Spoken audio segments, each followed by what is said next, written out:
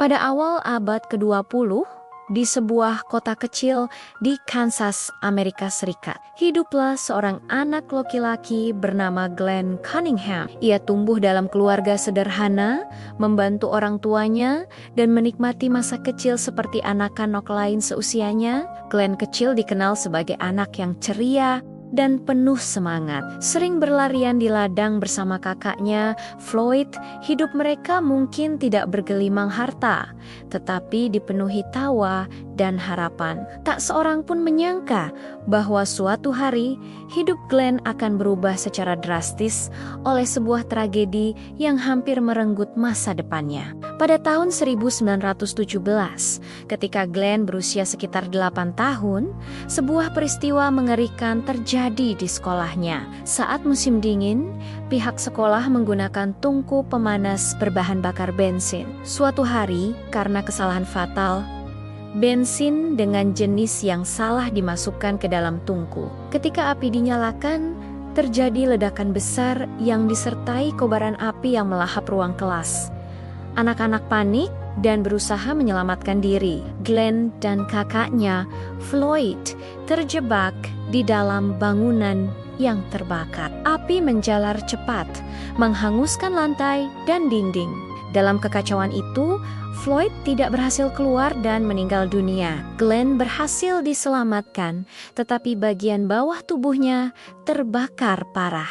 Kulit kakinya rusak, dagingnya terluka, dan rasa sakitnya luar biasa. Glenn dilarikan ke rumah sakit dengan kondisi kritis. Dokter memeriksa kakinya yang hangus dan hampir tidak dapat digerakkan. Setelah melihat tingkat kerusakan yang parah, para dokter menyimpulkan bahwa Glenn kemungkinan besar tidak akan pernah bisa berjalan lagi. Bahkan, mereka menyarankan agar kedua kakinya diamputasi untuk mencegah infeksi yang bisa merenggut nyawanya. Bagi seorang anak kecil, vonis ini bukan hanya tentang kehilangan kemampuan berjalan, tetapi juga tentang kehilangan mimpi, masa depan, dan kebebasan bergerak. Ibunya yang mendengar keputusan itu menolak mentah-mentah. Ia percaya bahwa Tuhan masih menyimpan harapan bagi anaknya. Dengan penuh keyakinan, ia berkata bahwa kakinya tidak boleh diamputasi, dan Glenn harus diberi kesempatan untuk sembuh. Hari-hari berikutnya menjadi masa yang sangat berat bagi Glenn. Ia terbaring di tempat tidur dengan kaki yang dibalut perban tebal. Rasa sakit datang silih berganti. Setiap gerakan kecil terasa seperti disayat pisau. Namun di tengah penderitaan itu, Glenn memiliki satu keinginan yang sangat kuat. Ia ingin berjalan, ia ingin berdiri di atas kakinya sendiri. Tidak peduli betapa sulitnya. Ketika perban mulai dibuka dan ia diizinkan mencoba bergerak, Glenn mulai menyeret tubuhnya dengan kedua tangannya. Ia jatuh, bangkit, lalu jatuh lagi. Setiap hari, ia mencoba sedikit lebih jauh dari hari sebelumnya. Ibunya terus menyemangati, meski di dalam hatinya penuh kecemasan. Dokter dan orang-orang di sekitarnya menganggap usaha Glenn sia-sia. Mereka berkata bahwa kerusakan saraf di kakinya terlalu parah. Namun, Glenn kecil tidak memahami istilah medis. Yang ia tahu hanyalah bahwa ia ingin berdiri dan berjalan. Hari demi hari, ia melatih kakinya dengan gerakan kecil. Ia belajar berdiri dengan bantuan kursi, lalu melangkah satu langkah, kemudian 2 langkah. Setiap langkah disertai rasa sakit, tetapi juga membawa harapan. Setelah sekian lama, Glenn akhirnya bisa berjalan tanpa bantuan. Itu adalah keajaiban kecil yang lahir dari kegigihan seorang anak yang menolak menyerah pada takdir. Seiring waktu, kemampuan Glenn semakin meningkat. Ia tidak hanya berjalan, tetapi mulai berlari kecil. Awalnya hanya beberapa meter, lalu semakin jauh. Ia merasa bahwa berlari membuat kakinya lebih kuat, seolah-olah Rasa sakitnya perlahan berubah menjadi tenaga. Ketika ia masuk sekolah menengah, Glenn mencoba bergabung dengan tim atletik. Banyak yang meragukan kemampuannya. Bekas luka bakar di kakinya masih terlihat jelas, dan gerakannya tidak sehalus pelari lain. Namun Glenn memiliki satu keunggulan, tekad yang tidak mudah runtuh. Ia berlatih lebih keras dari siapapun. Saat teman-temannya pulang, Glenn tetap berada di lapangan untuk melatih langkah dan napasnya. Kerja keras itu membuahkan hasil. Glenn mulai memenangkan perlombaan tingkat sekolah. Namanya mulai dikenal sebagai pelari yang pantang menyerah. Ia kemudian melanjutkan ke perguruan tinggi dan bergabung dengan tim atletik. Di sana, ia mendapat julukan manusia besi dari Kansas karena ketangguhannya menghadapi rasa sakit dan keterbatasan fisik. Ia bukan hanya melawan lawan-lawannya di lintasan, tetapi juga melawan masa lalunya sendiri.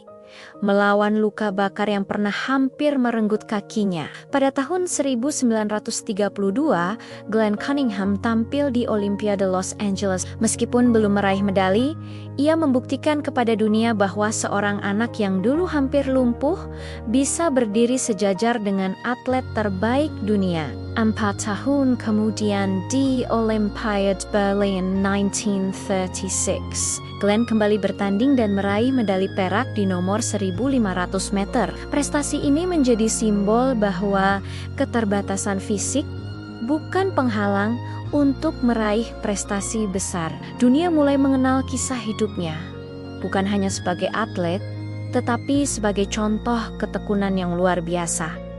Prestasi Glenn tidak berhenti di situ. Pada tahun 1934, ia memecahkan rekor dunia lari 1 mil dengan waktu 4 menit 6,8 detik di Madison Square Garden, New York. Rekor ini menggemparkan dunia atletik. Seorang pria yang dulu hampir kehilangan kakinya, kini menjadi manusia tercepat di dunia dalam jarak 1 mil. Pada tahun-tahun berikutnya, ia kembali memecahkan rekor dunia di nomor 800 meter di Stockholm dan memecahkan rekor lari 1 mil dalam ruangan pada tahun ke-1938. Ia memenangkan puluhan perlombaan dan menjadi salah satu atlet paling dihormati pada masanya. Namun, kisah Glenn Cunningham tidak hanya tentang lari dan rekor. Setelah pensiun dari dunia atletik, ia melanjutkan pendidikannya hingga meraih gelar doktor. Ia tidak ingin hidupnya hanya dikenang sebagai pelari. Ia ingin memberi makna lebih luas pada perjuangannya. Bersama istrinya, ia mendirikan Glenn Cunningham Youth Ranch, sebuah peternakan yang menjadi tempat tinggal dan pembinaan bagi ribuan anak bermasalah. Anak-anak yang terlantar, kehilangan keluarga, atau terjebak dalam masalah sosial diberi kesempatan baru di sana. Glenn mengajarkan mereka tentang disiplin, kerja keras, dan harapan. Ia tidak hanya mengajarkan cara bekerja di peternakan, tetapi juga cara bangkit dari kegagalan. Setiap anak yang datang ke ranch itu memiliki luka batin masing-masing, seperti halnya Glenn memiliki luka fisik di masa kecilnya. Ia sering menceritakan kisah hidupnya kepada mereka, bukan untuk dibanggakan, tetapi untuk menunjukkan bahwa masa lalu yang kelam tidak harus menentukan masa depan. Ia berkata bahwa penderitaan bisa menjadi bahan bakar untuk tumbuh jika kita mau mengubahnya menjadi kekuatan. Dari seorang anak yang hampir kehilangan kakinya, Glenn tumbuh menjadi simbol ketekunan. Bukan hanya di lintasan lari, tetapi juga dalam kehidupan. Kisah Glenn Cunningham mengajarkan kita bahwa keajaiban bukan selalu datang dari luar, tetapi sering lahir dari dalam diri sendiri. Keajaiban itu adalah kemauan untuk bangkit.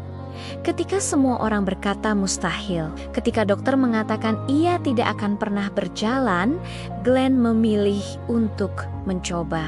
Ketika orang-orang meragukan kemampuannya, ia memilih untuk berlatih lebih keras. Ketika dunia melihat luka bakarnya, ia melihat kesempatan untuk membuktikan bahwa dirinya lebih dari sekadar korban tragedi. Dalam hidup, banyak dari kita menghadapi luka bakar versi masing-masing. Ada yang berupa kegagalan, kehilangan orang tercinta, kemiskinan, penyakit, atau penolakan. Kadang kita merasa bahwa masa depan sudah tertutup. Seperti Glenn kecil yang terbaring di ranjang rumah sakit. Namun kisah ini menunjukkan bahwa batasan seringkali lebih banyak berasal dari pikiran daripada tubuh Glenn rusak.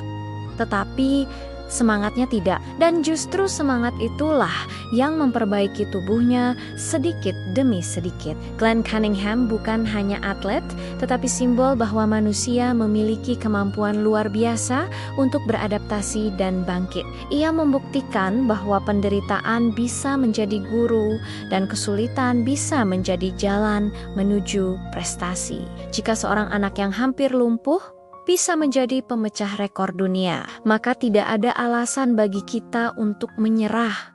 Hanya karena keadaan tidak sesuai harapan, setiap langkah kecil yang kita ambil, setiap usaha yang kita lakukan, adalah bagian dari perjalanan menuju versi diri kita yang lebih kuat. Kisah ini mengingatkan kita bahwa harapan tidak pernah benar-benar mati. Selama kita masih mau bergerak, Glenn tidak langsung berlari setelah kebakaran itu. Ia mulai dengan menyeret tubuhnya, lalu berdiri, lalu berjalan, lalu berlari. Proses itu panjang dan menyakitkan, tetapi ia tidak berhenti. Inilah pesan terbesarnya, jangan fokus pada seberapa jauh tujuanmu, tetapi fokuslah pada langkah kecil yang bisa kamu ambil hari ini. Karena dari langkah kecil itulah keajaiban besar bisa tercipta. Dari abu tragedi masa kecilnya, Glenn Cunningham membangun hidup yang penuh makna. Ia mengubah rasa sakit menjadi kekuatan, keterbatasan menjadi motivasi, dan luka menjadi inspirasi bagi jutaan orang. Namanya dikenang bukan hanya karena rekor dunia, tetapi karena kisah hidupnya yang mengajarkan bahwa manusia tidak ditentukan oleh apa yang terjadi padanya, melainkan oleh bagaimana ia merespons apa yang terjadi. Dan itulah esensi sejati dari sebuah kisah motivasi dan inspirasi. Jangan lupa share, like, dan subscribe ya jika kamu ingin menonton video lainnya.